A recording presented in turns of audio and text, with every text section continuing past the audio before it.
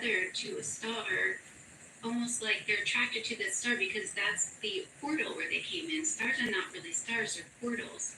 And stars move in a wave like pattern, almost like a snake. And how the higher self describes where we are, they call it a toroidal field. And so they call this where we are the galactic plane, and this our portals, our stars, move in a snake-like pattern. When they are going down, you're headed for a dark age, and when they are moving up, you're headed for a golden age. Now, all of our stars are headed into a golden age, so it's actually one of the reasons why we are headed for this amazing golden age, because it's literally, there's nothing anybody could do about it. We literally are going up. And so, yes, it is talked about, foretold, and written in the stars for real. Now, with the work that you've been doing, did you hear in your travels in Atlantis, have you heard of any prophecies, any predictions for humanity's future that maybe was told at that time period, like, this is going to happen in the future, this is going to happen in the future? And if you did, is there anything that's anything foretold about this time period, other than what we're talking about right now? I don't know if there was any prophecy from Atlantis. I never received information like that. But when people do ask me about the future timelines of what the most recent, like cutting edge information that I've received from my sessions recently, is that right now each person creates their own timeline based on what they intuitively deep down believe. And so each person has a very different timeline than somebody else. But we're headed for what a lot of higher selves call the nexus point. And that could be, there's so many different potentials for that. So right now it would be really hard to say what will happen because of each person creating their own reality based on what they really believe. But one nexus point potential would be if one of the comet's tails goes in front of the sun, it would trigger a solar flash. If that happens, it will dismantle our toroidal field veil.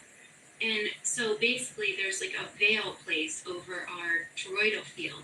If this veil was dismantled, can you imagine your friends who don't believe in past, like extraterrestrials and different beings? They would all of a sudden see into all the dimensions.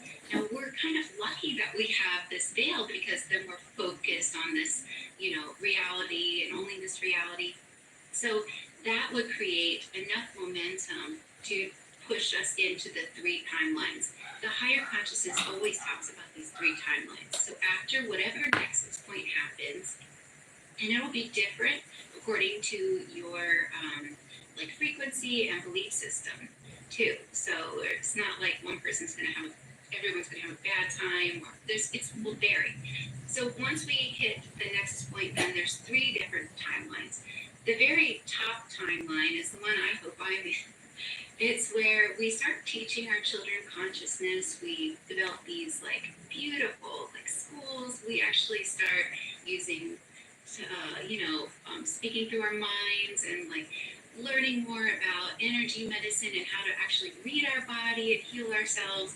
And other versions of us, other extraterrestrial beings will help us and start being teachers because they will be able, because their frequency is high, our frequency will be high enough that they will be able to match our frequency instead of right now where it's too much of a disconnect. And they will help us, with the cleaning up our oceans. That's the highest timeline that will spur up right after the nexus point. The middle timeline goes down the same trajectory as the gray extraterrestrials, where they start to really advance with their technology and forget about their spirituality. People think, oh, I want to get rid of my negative emotions. I don't want to have this trauma anymore. So just take it out of me and give me this link in my mind that will create happiness. And humanity goes down that timeline. We eventually lose the planet because it basically dries up, and then live on ships and have to find another viable version of ourselves, which would be another version of humanity, and start that process again. The lowest timeline ends abruptly out of a contract. There is no lower timeline on this planetary sphere. They'll just be taken somewhere else. And as I'm telling you this stuff, you can't do anything wrong. You could never do something wrong or even make a mistake, actually. That's not how reality is set up. But the light workers are just strategically placed in the middle timeline because they will help shift the perspective of the middle timeline to go up into the higher realms. So that's why a lot of light workers have this feeling like they don't know what they're doing here, and they know they have some big mission and they can't figure it out. A lot of times it's because they're waiting for this, and it's like when the time is right, when the time is right. Well, when the time is right, you will know when the time is right.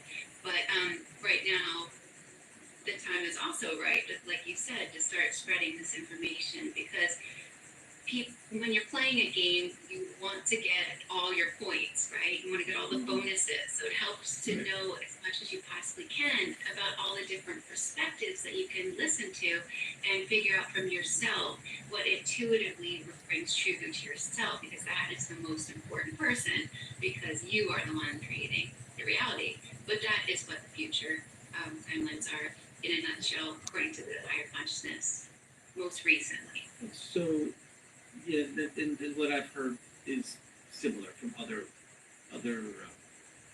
sources that I've had on the show. It's just very interesting that again, it doesn't ever I never get it never gets old that everything I talk about to all these people, there's so much overlap. If you're talking to a channeler or a psychic medium or a near-death experiencer, they all are saying similar things, just in different flavors. But that first timeline is the timeline that I've heard everything is going towards, and we're kind of being yanked up in that direction uh, by our teeth and by our hair.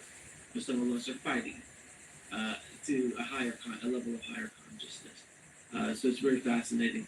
But back to Atlantis, what was the economy like during those years? Well, it was interesting because it depended on what level or ranking you were in. So they had the system, a moat system, where the very inner ring would be for the wealthy class, and it had science and all different types of new things and technologies. The middle ring was sort of like the middle class, and then the outer ring had a lot of slaves. What I found interesting is that if a person didn't pay their debt, then they could become someone's slave in order to pay their debt. And there was a lot of rebellion towards the end times of Atlantis where people wanted to just not, they just were so fed up with the government system and they started questioning things. But the founder of Atlantis believed that it was best to rule a population when they were kept in the dark and when they didn't know or understand certain things. And so he basically started out creating like human hybrid slaves because he used technology that he had in order to kind of change the dynamic of the people that he used to help him build his cities. Well, hold on 1 second. Would that be kind of what the Anunnaki have been known to do? I mean, that's a very similar story. Right. Yeah. I don't know much about the Anunnaki. A lot of times when my clients talk about, the beginning times, they'll just say, the extraterrestrials. They won't know that they're called Anunnaki. So it's quite possible. But there was like a group that did, manipulate humanity according to many clients under hypnosis in their memories, that did manipulate and change the genes. And the original human is the Sasquatch. They're the untampered with human.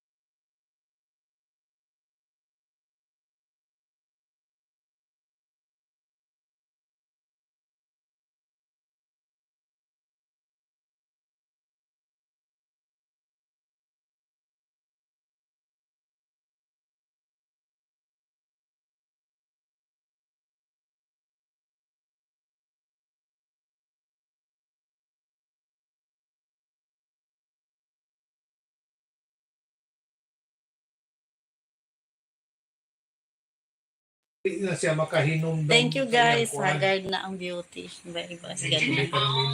Destruct